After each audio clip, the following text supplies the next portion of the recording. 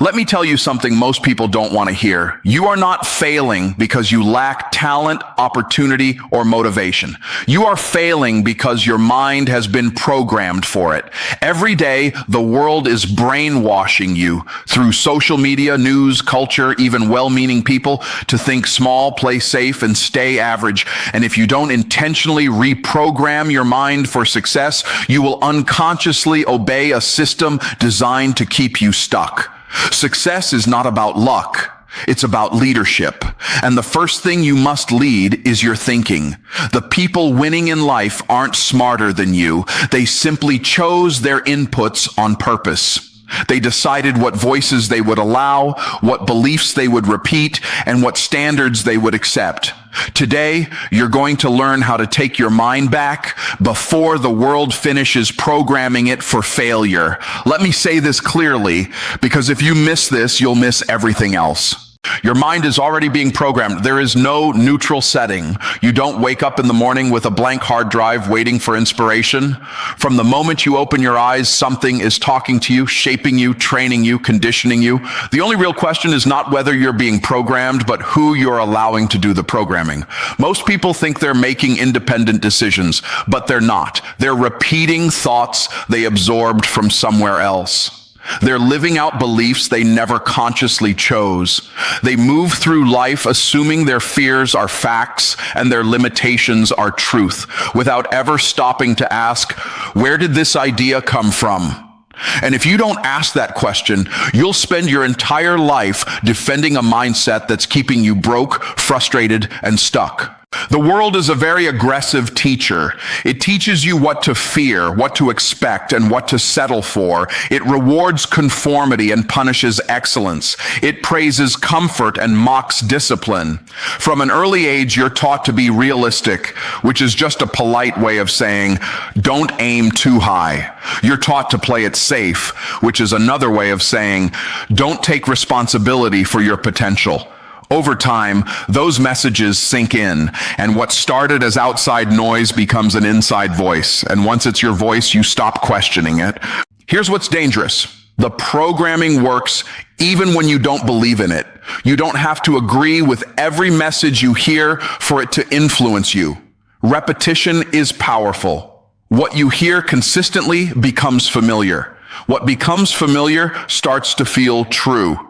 And what feels true begins to guide your decisions. That's why you can say you want success, but still sabotage opportunities.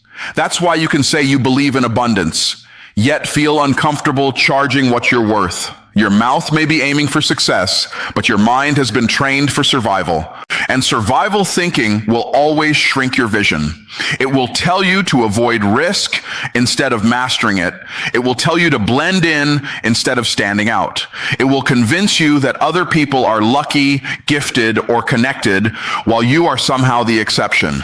Not because it's true, but because that belief keeps you in a familiar emotional territory. The mind would rather stay consistent than be correct. So if you don't intentionally interrupt that programming, you will live a life that makes sense to your past but never serves your future.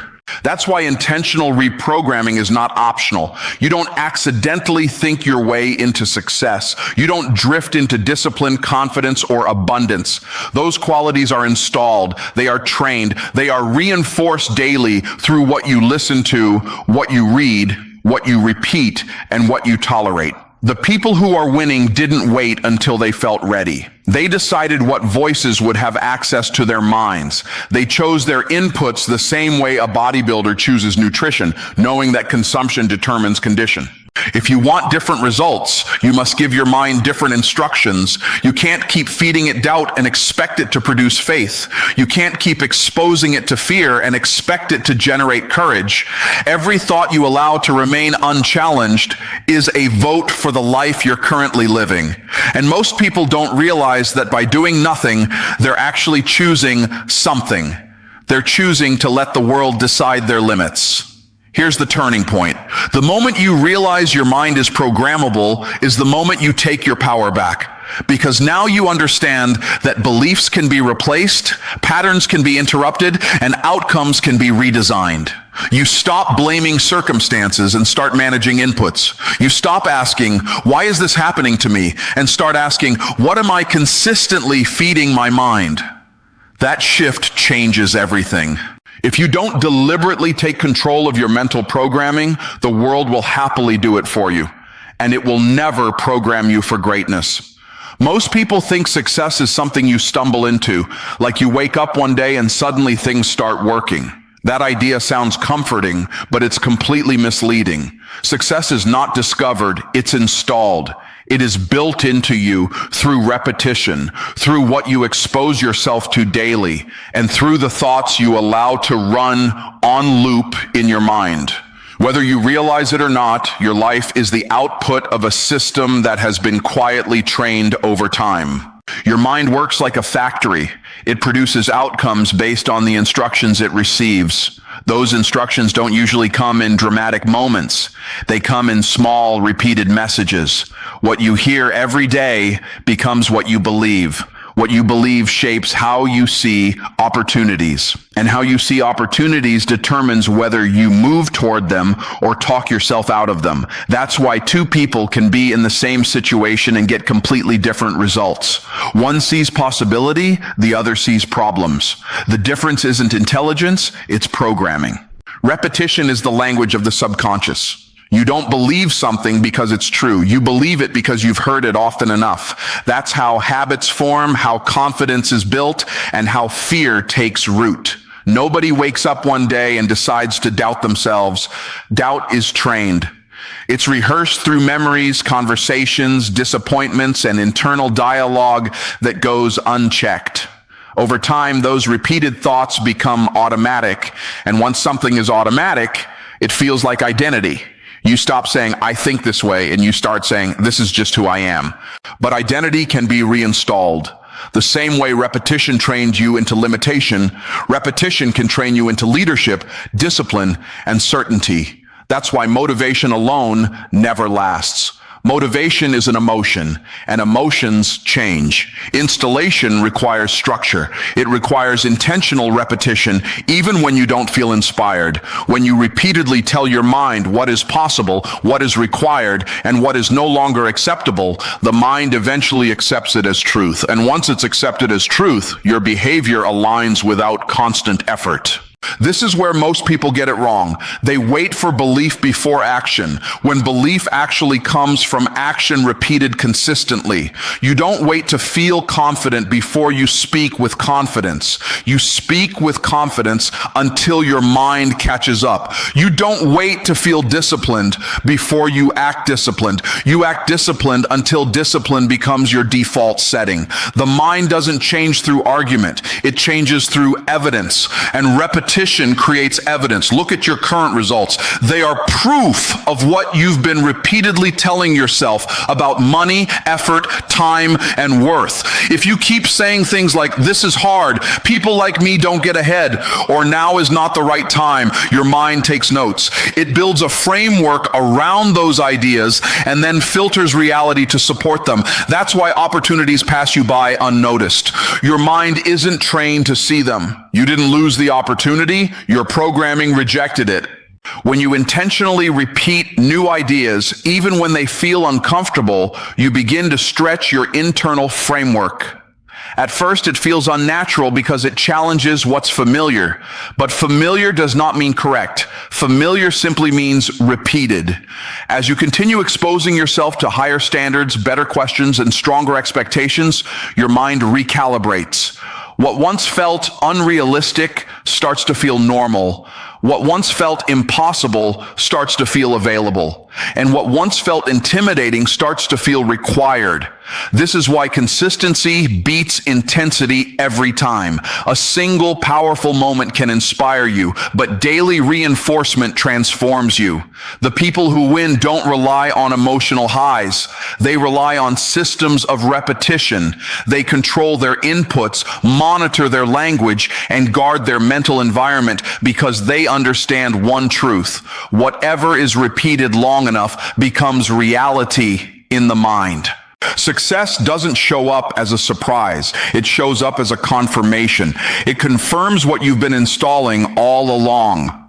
If you want a different outcome, you don't need a miracle. You need a new pattern. Change what you repeat, and you will change what you produce. Whatever you rehearse daily, you will eventually become. Most people think failure comes from bad luck, lack of resources, or missing opportunities. That explanation is convenient, but it's not accurate. Failure is usually the result of unchallenged mental programming. It's not that people can't win, it's that they're operating on instructions they never examined. And as long as those instructions remain unquestioned, the outcome is predictable. Every belief you hold acts like a command. It tells you what to attempt, what to avoid, and what to expect. If you believe success is rare, you will hesitate when opportunity appears. If you believe money is hard to earn, you will unconsciously resist strategies that require boldness or risk. These beliefs don't announce themselves as lies. They show up as common sense, realism, or just being careful. But common doesn't mean correct, and careful doesn't always mean wise. What makes this dangerous is that these beliefs feel personal. You don't experience them as external programming. You experience them as your own thoughts. That's why people defend limitations so passionately. When someone challenges their beliefs, it feels like a personal attack, even when the belief is hurting them. The mind would rather protect a familiar lie than confront an unfamiliar truth. And the longer a belief goes unchallenged, the more authority it gains. This is why knowledge alone doesn't create change. You can know what to do and still not do it. You can understand principles and still sabotage progress. Information doesn't override programming. The mind will always default to what feels safe, not what is logically sound. Safety to the subconscious means familiar. So even when you say you want more, your actions may quietly work to preserve what you've always had. Not because you're lazy, but because your programming is loyal to your past. Look closely at how people talk about their goals. They often follow big dreams with small disclaimers. I'd like to do this, but that "but" is the voice of programming. It's the internal rule book asserting itself. It reminds you of past failures, warns you about embarrassment, and convinces you that now is not the time. And if you don't interrupt that voice, it becomes the decision maker. The opportunity never truly gets considered because it never gets past the mental filter. Failure doesn't happen all at once. It happens through small acts of obedience to limiting beliefs. You delay, you hesitate, you overanalyze, you wait for conditions to be perfect. None of those actions look like quitting, but together they create the same result. Over time, those choices reinforce the belief that you tried and it didn't work, when in reality, you never fully challenged the program that was running the show. The breakthrough begins when you start questioning your thoughts instead of automatically trusting them. Not every thought deserves agreement. Some thoughts deserve interrogation. You have to ask, is this belief serving me or is it simply familiar? That question alone disrupts the automatic nature of failure. It creates space between the thought and the action, and in that space, choice is born. Once you begin challenging old beliefs, you realize how many of them were borrowed. They came from environments, experiences, and people who were doing the best they could with what they knew. But their limits don't have to become your ceiling. You are not obligated to continue a belief just because you've held it for a long time. Growth requires releasing ideas that once helped you survive, but now prevent you from thriving. As you replace old programming with intentional truth, something shifts. You start responding instead of reacting. You take action before you feel completely ready. You stop looking for permission and start trusting principles. The mind begins to recalibrate, and what once felt risky starts to feel responsible. That's when momentum builds, not because the world changed, but because your internal instructions did. Failure loses its power the moment its source is exposed. When you stop obeying unexamined beliefs, you stop repeating old outcomes. You don't need to become someone new. You need to stop agreeing with what was never true in the first place. Unchallenged beliefs produce predictable failure. People love to talk about willpower as if success is just a matter of trying harder. But willpower is one of the weakest tools you can rely on for long-term change. It works in short bursts, usually when emotions are high, but it collapses under pressure, fatigue, and repetition. Environment, on the other hand, is always working. It doesn't get tired. It doesn't need motivation. It quietly shapes your behavior whether you're paying attention or not. Your environment is more than where you live. It's what you listen to, what you watch, who you spend time with, and what you allow into your mind on a daily basis. Every environment produces predictable behavior. Put the same person in two different environments and you'll get two different versions of them. That's not weakness, that's design. The mind responds to cues, and the strongest cues are the ones you encounter consistently. This is why people can be deeply committed to change in private, but fall back into old patterns and familiar surroundings. The environment keeps reminding them who they used to be. Old conversations, old expectations, and old norms silently pull them back into alignment. You may want to grow, but if everything around you rewards comfort and punishes progress, growth will always feel like rebellion. And rebellion is hard to sustain when you're tired. That's why relying on willpower alone is unfair to yourself. Willpower asks you to fight upstream every day. Environment changes the direction of the current. When your surroundings support the identity you're trying to build, discipline feels lighter. Focus becomes easier. Consistency stops feeling like force and starts feeling like flow. You're not pushing yourself constantly. You're being pulled by what you've intentionally set up around you. Consider what happens when you change your inputs. When you listen to conversations that expand your thinking instead of shrink it, your internal dialogue begins to change. When you spend time with people who expect more from themselves, your standards rise without effort. When you remove distractions that drain your attention, clarity returns. None of this requires you to become stronger. It requires you to become smarter about what you allow into your space. Most people underestimate how much their environment is influencing their decisions. They think they're choosing comfort when, in reality, comfort is choosing them. Familiar surroundings reinforce familiar outcomes. That's why staying in the same mental and emotional environment while expecting new results leads to frustration. You don't need more ambition. You need alignment. Your environment must agree with the future you say you want. This doesn't mean cutting yourself off from everyone or isolating from the world. It means being selective. Every input is either reinforcing your past or building your future. There is no neutral consumption. What you repeatedly allow will eventually shape how you think, what you believe, and how you act. The mind adapts to its surroundings. It always has. As you intentionally redesign your environment, something powerful happens. The behaviors you use to force become natural. You stop arguing with yourself about doing what you know is right. You reduce friction instead of increasing pressure. Progress stops feeling like a struggle and starts feeling like a standard. That's the real advantage of environment over willpower. It makes the right choice easier to make. When your environment supports growth, you don't need constant reminders to stay focused. Focus becomes the default. Distraction feels out of place. Your surroundings start reinforcing your decisions instead of challenging them. That's when consistency becomes sustainable, not because you're more disciplined, but because you're less conflicted. If you want to change your life, stop demanding more from your willpower and start designing an environment that works for you instead of against you. Willpower is temporary. Environment is permanent. Change the environment and behavior will follow. You don't rise to your goals. You fall to your mental conditioning.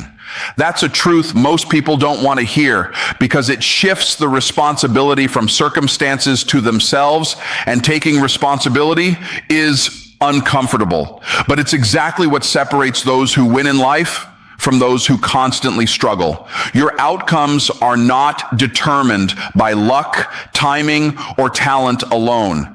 They are determined by the programming running inside your mind. Your beliefs, your habits, your expectations, these are the foundations that every result in your life is built upon.